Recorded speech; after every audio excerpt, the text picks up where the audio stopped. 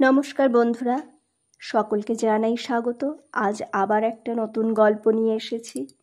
গল্পের নাম তাজমহল, লিখেছেন বলাইচাঁদ মুখোপাধ্যায়।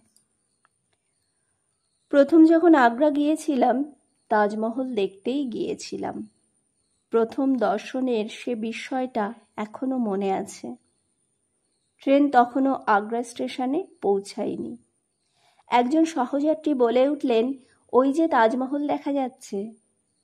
তাড়াতাড়ি জানলা দিয়ে মুখ বাড়ালাম। ওই যে। দূর থেকে দিনের আলোয় তাজমহল দেখে দমে গেলাম। চুনকাম করা সাধারণ একটা মসজিদের মতো। ওই তাজমহল। তবু নির্নিমেষে চেয়ে রইলাম।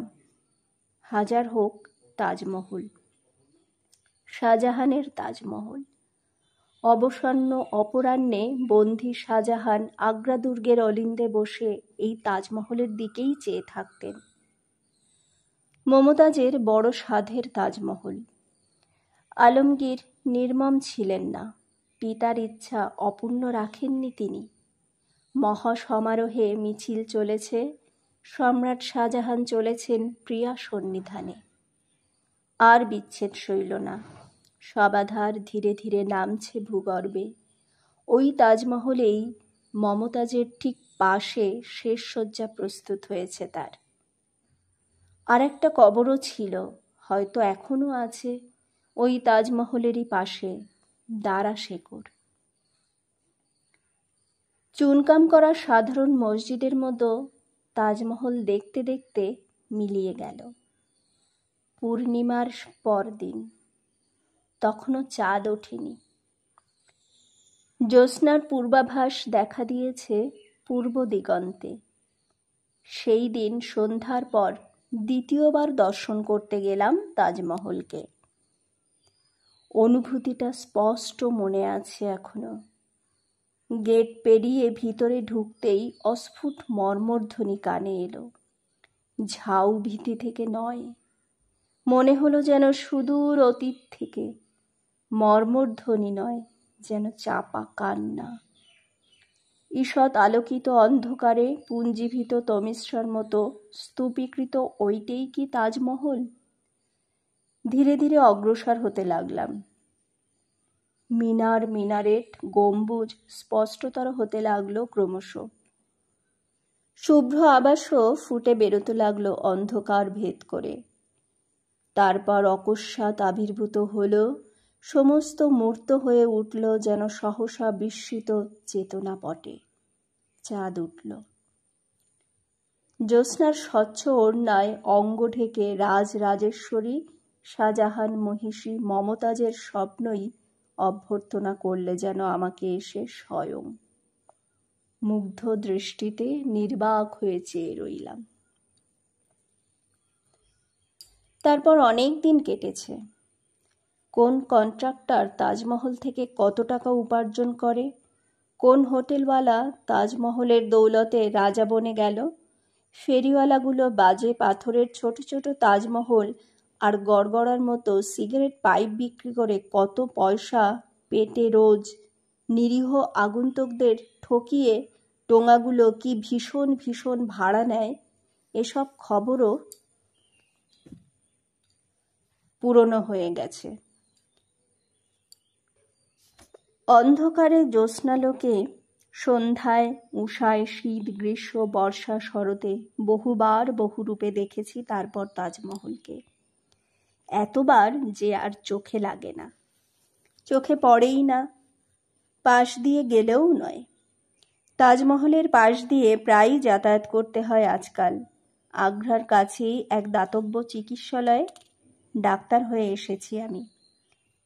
তাজমহল সম্বন্ধে আর মোহ নেই। একদিন কিন্তু গোড়া থেকে শুনুন তাহলে। সেদিন আউটডোর সেরে বারান্দা থেকে নামছি, এক বৃদ্ধ মুসলমান গেট দিয়ে ঢুকলো। পিঠে প্রকাণ্ড একটা ঝুড়ি বাঁধা। ঝুড়ির ভারে মেরুদণ্ডটা বেঁকে গেছে বেচারির। ভাবলাম কোনো মেওয়াওয়ালা বুঝি। ঝুড়িটা নামাতেই কিন্তু দেখতে পেলাম ঝুড়ির ভেতর মেওয়া নয়, বোরখা পরা মহিলা বসে আছে একটি। বৃদ্ধের চেহারা অনেকটা বাউলের মতো, আলখাল্লা পরা, ধবধবে সাদা দাড়ি। এগিয়ে এসে আমাকে সেলাম করে চোস্ত উর্দু ভাষায় বললে নিজের বেগমকে পিঠে করে বয়ে এনেছে সে আমাকে দেখাবে বলে। নিতান্ত গরিব সে। আমাকে বাড়ি নিয়ে গিয়ে ফি দিয়ে দেখাবার সামর্থ্য তার নেই। আমি যদি মেহেরবানি করে কাছে যেতেই দুর্গন্ধ পেলাম একটা। হাসপাতালের ভিতরে গিয়ে বোরখা খুলতেই আপত্তি করছিল সে ঢের। ব্যাপারটা বোঝা গেল। ক্যাংক্রা মরিস, মুখের আধখানা পচে গেছে, ডান দিকের গালটা নেই, দাঁতগুলো বীভৎসভাবে বেরিয়ে পড়েছে, দুর্গন্ধে কাছে দাঁড়ানো যায় না। দূর থেকে পিঠে করে বয়ে এনে এ রোগীর চিকিৎসা চলে না। আমার ইনডোরেও জায়গা নেই তখন। অগত্যা হাসপাতালের বারান্দাতেই থাকতে বললাম।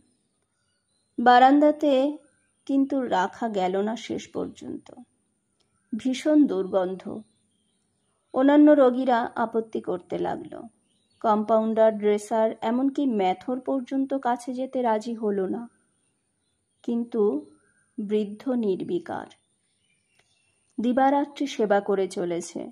সকলের আপত্তি দেখে সরাতে হলো বারান্দা থেকে। হাসপাতালের কাছে একটা বড় গাছ ছিল, তারই তলায় থাকতে বললাম। তাই থাকতে লাগলো। হাসপাতাল থেকে রোজ ওষুধ নিয়ে যেত, আমি মাঝে মাঝে গিয়ে ইঞ্জেকশন দিয়ে আসতাম। এভাবেই চলছিল। একদিন মুষলধারে বৃষ্টি নামলো। আমি কল থেকে ফিরছি, হঠাৎ চোখে পড়ল বুড়ো দাঁড়িয়ে ভিজছে। একটা চাদরের দুটো খুঁট গাছের ডালে বেঁধেছে, আর দুটো খুঁট নিজের দুহাতে ধরে দাঁড়িয়ে আছে। চাদরের তলায় রয়েছে বেগম সাহেব। নির্বিকারভাবে দাঁড়িয়ে ভিজছে লোকটা। মোটর ঘোরালাম। সামান্য চাদরের আচ্ছাদনে মুষলধারা আটকায় না। বেগম সাহেব দেখলাম আপাদ মস্তক ভিজে গেছে, কাঁপছে ঠকঠক করে। আধখানা মুখে বিভৎস হাসি, জ্বরে গা পুড়ে যাচ্ছে। বললাম, হাসপাতালের বারান্দাতেই নিয়ে চলো আপাতত। বৃদ্ধ হঠাৎ প্রশ্ন করলে, এর বাঁচবার কি কোনো আশা আছে হুজুর? সত্যি কথাই বলতে হলো, না। বুড়ো চুপ করে দাঁড়িয়ে রইল। আমি চলে এলাম। পরদিন দেখি গাছতলা খালি, কেউ নেই। আরও কয়েকদিন পরে, সেদিনও কল থেকে ফিরছি, একটা মাঠের ভিতর দিয়ে আসতে আসতে বুড়োকে দেখতে পেলাম। কি যেন করছে বসে বসে। ঝাঝা করছে রোদ, দুপুরের রোদ। কি করছে বুড়ো ওখানে? মাঠের মাঝখানে মুমূর্ষু বেগমকে নিয়ে বিব্রত হয়ে পড়েছে নাকি? এগিয়ে গেলাম। কতগুলো ভাঙা ইট আর কাদা নিয়ে বুড়ো কি যেন গাচ্ছে। কি হচ্ছে এখানে মিয়া সাহেব? বৃদ্ধ সসম্ভ্রমে উঠে দাঁড়িয়ে ঝুঁকে সেলাম করলে আমাকে। বেগমের কবর গাচ্ছি হুজুর। কবর? হ্যাঁ হুজুর। চুপ করে বসে রইলাম। খানিকক্ষণ অস্বস্তিকর নীরবতার পর জিজ্ঞাসা করলাম, তুমি থাকো কোথায়? আগ্রার আশেপাশে ভিক্ষে করে বেড়াই, গরিব পর্বর। দেখিনি তো কখনো তোমাকে। কি নাম তোমার? গল্পটি যদি ভালো লাগে তাহলে আপনার প্রিয় মানুষের সঙ্গে শেয়ার করুন। চ্যানেলটি যদি এখনও আপনি সাবস্ক্রাইব না করে থাকেন তাহলে তাড়াতাড়ি সাবস্ক্রাইব করে নিন। নমস্কার।